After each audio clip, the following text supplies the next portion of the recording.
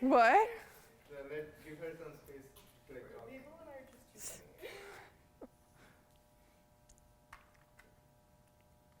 All good.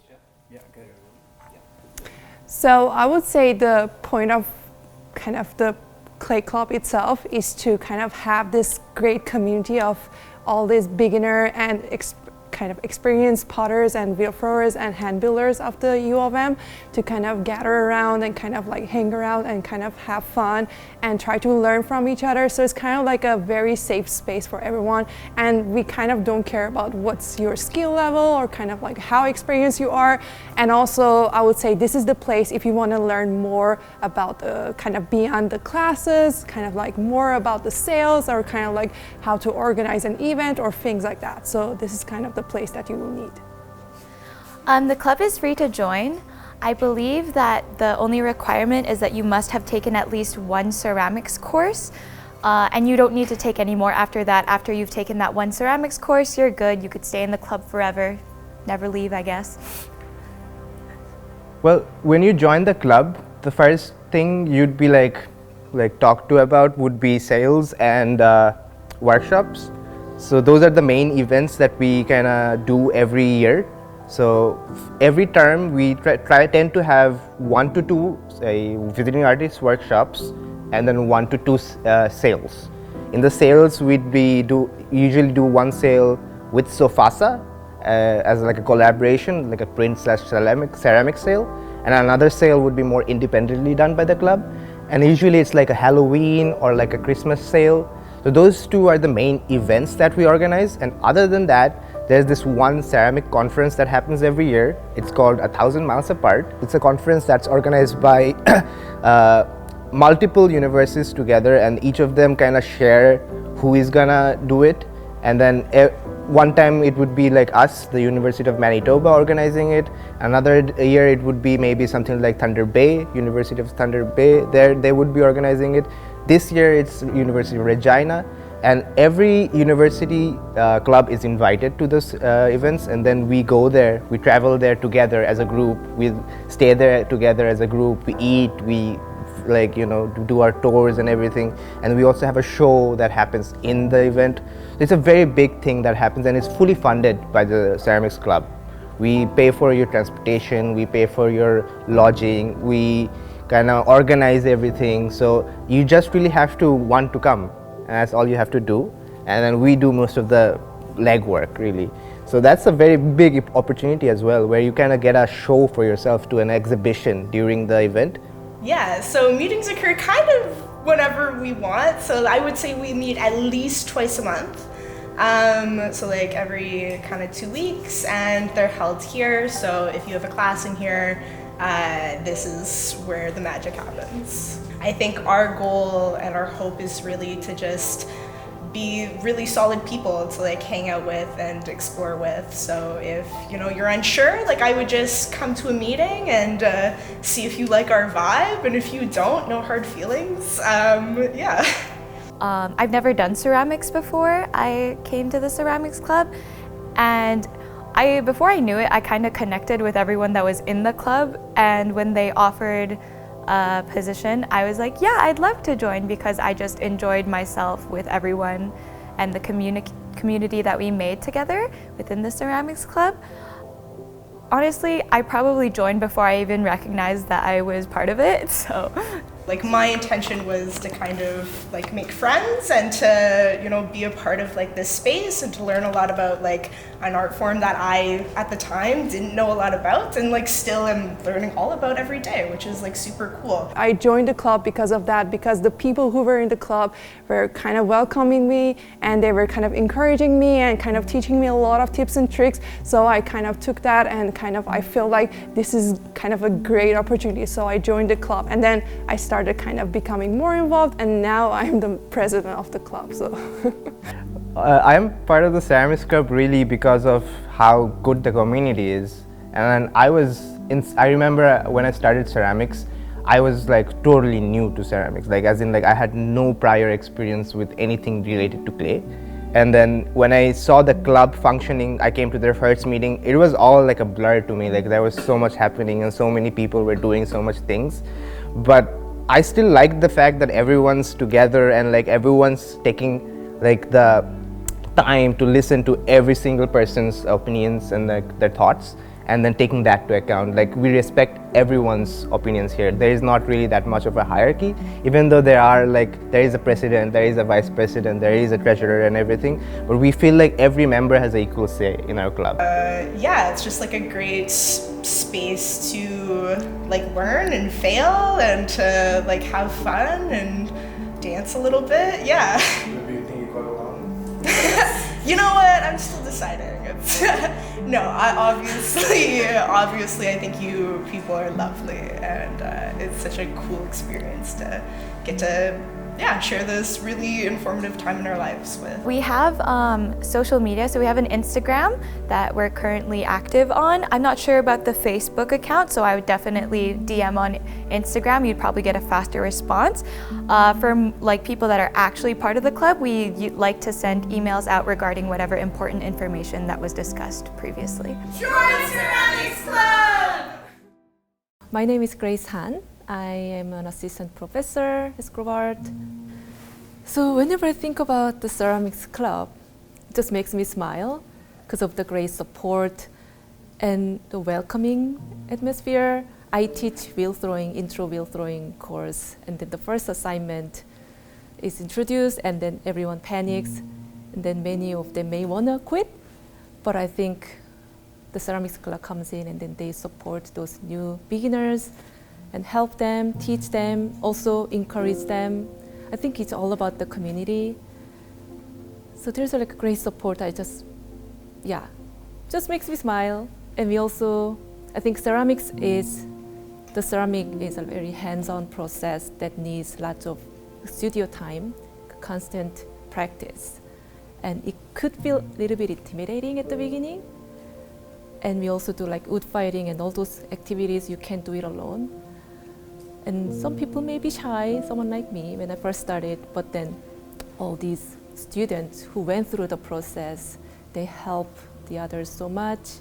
And I always hear laughters in the room, and then they have like throwing parties. There's so many activities that makes students feel safe and comfortable, and then making them to want to work in this building. So it's a great group, and I just love them.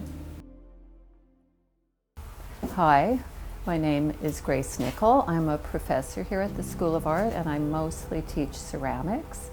I've been here for over 20 years and have seen, even well before that, as a student here, as an undergrad student, how central the Ceramics Club has been to the life of the area. And I would say, first and foremost, it's the sort of spirit of community that is created by having the club. And it's inclusive, it is welcoming, and also for me as a professor and teacher, I think for me most importantly is the educational benefit of the club, so that there's going to always be a series of visiting artists coming. And then the other thing that has always been a part of the club is to subsidize trips to conferences. In particular, the 1,000 Miles Apart conference, which is student-led and student-centered, really key, I think, for our students to get to know their cohort, their Canadian cohort in ceramics. And beyond that, of course, there's some fun activities right here on campus, like the throwing parties, for instance. And I know often there's pizza involved in that, and that always draws a crowd. So all in all, it is important. It continues to be. I think it has always been really key to attracting students, in addition to, of course, an excellent roster of courses they can take, but it's supplementary, and I think it will continue to thrive. there's always been a need for it. I think there will continue to be and a desire to keep it lively and to keep it relevant, for sure. So congratulations to the Ceramics Club.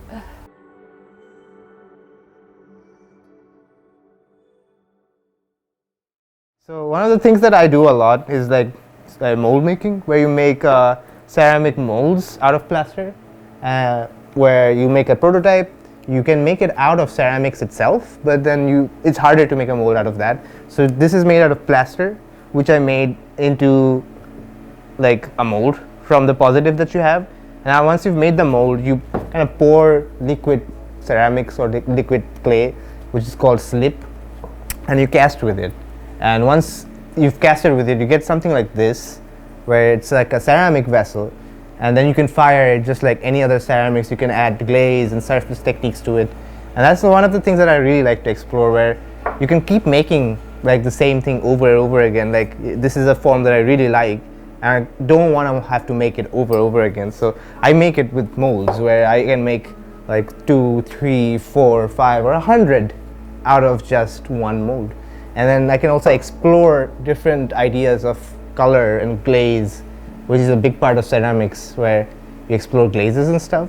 So these are really techniques that I've developed through like my whole kind of university life. And I think it's these things, everyone has their own thing that they develop when they do university, and the Ceramics Club really can help you share these ideas and like kind of, you know, learn from other people. Like this technique of like making this kind of design that I've done is a very specific technique, where I kind of create kind of little bits on like a separate thing, and then I put it into my mold, and then I cast with it.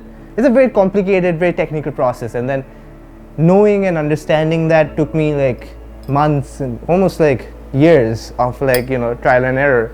So it's a good like knowledge base that I have that I can share with everyone. I think that's a good thing about the Ceramics Club, where you can like kind of learn from all these people who've been learning themselves of their practices and their processes. So yeah, that's some of the things that I've made. I've also made other stuff in ceramics. Did a lot of like glaze exploration, where I've explored different kind of like these are called test styles, where I was exploring a lot of metallic glazes and seeing the results that comes out by doing that. And that's a lot of like research. So having that knowledge and being able to share that with people is a very big thing, I think.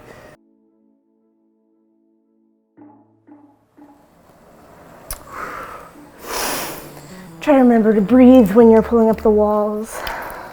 I hold my breath all the time. I think I want to trim the top off. Oh, let's go like that. So you can see how it's all uneven. You don't want that. It makes it hard to pull. So I'm just going to slow it down. Oh, cute. That's okay if that happens. You can kind of fix it with some love and some tools. There's a big bubble in there though, so I'm gonna maybe pop that before I continue.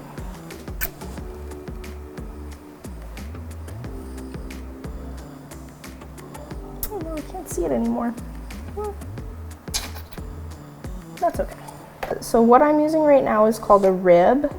Ribs are really great for pretty much everything. So if you want to like make a certain shape, or if you want to do what I'm doing, which is using the flat part to kind of make it more flat, they're really good. They're also really, you can use them on the inside. Maybe I'll turn this into a bowl so I can show you.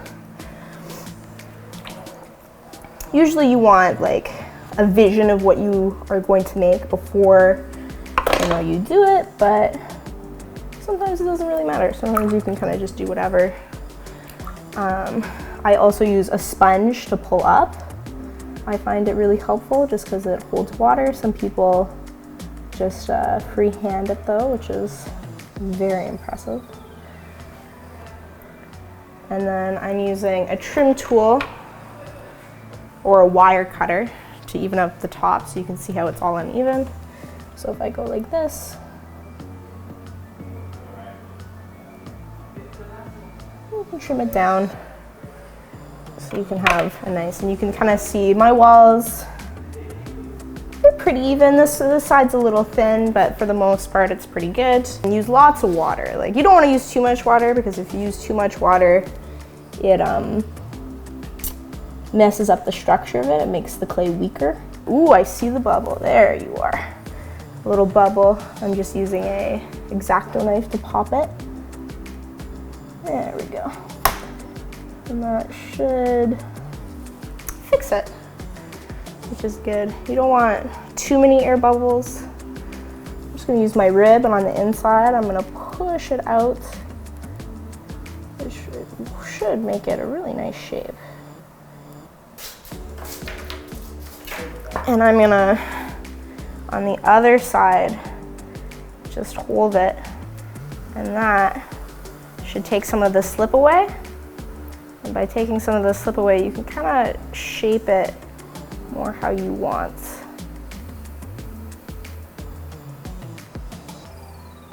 Woo. Ooh, see, that's better. I'm gonna use this rib tool, which is really good. I'm gonna take some of the water out.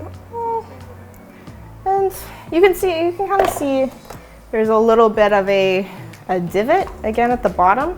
So I'm just gonna fix that by putting my rib in there and pushing down. And I'm gonna take this rib, which is great, love this rib, and I'm gonna hopefully get to the bottom so I can trim off some of the excess. So using this thing, which is great for the top of it, you can use you can use a rib, you can use your hands, you can use a little piece of leather. This is the underside of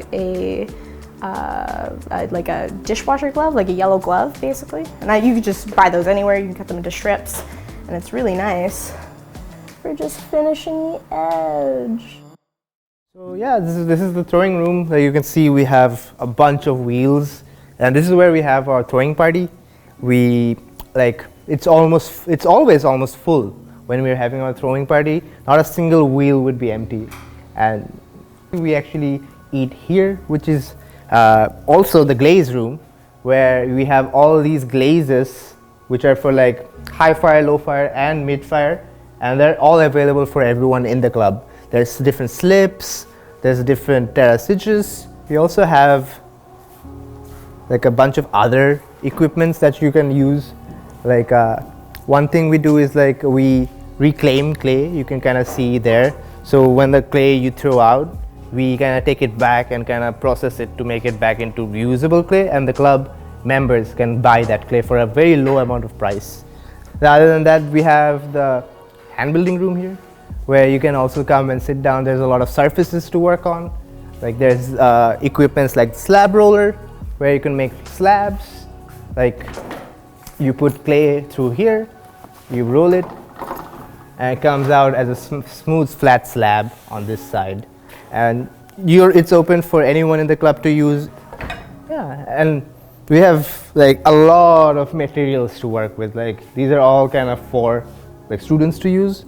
So yeah, like there's terracage, there's overglazes, it's Maiolica.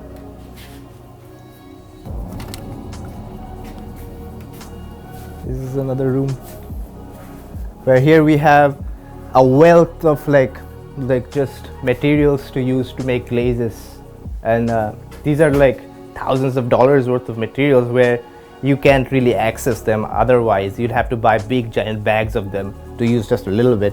So the school provides this facility where we can like kind of use just a little bit of what we need and pay for just what we need instead of paying for the whole big bag. One more room that I wanted to show, which was the clay mixing room. Like as I was saying, like we reclaim the clay, which the club does really for like a lot of the club functions, but you can do it yourself as well, which would be done here, which is called the clay mixing room, where we have these giant kind of mixers where we put all that slop from that bin We put it in here. And then once it's mixed, we pug it, which is, we use this thing called the pug mill, where you put the clay in here. It comes out in nice smooth logs like this, and then we wrap it up, and then you can buy this clay if you want from the club. And the club actually provides free clay when we're having our throwing party. All the clay provided is free for you to use for the club and for the sales.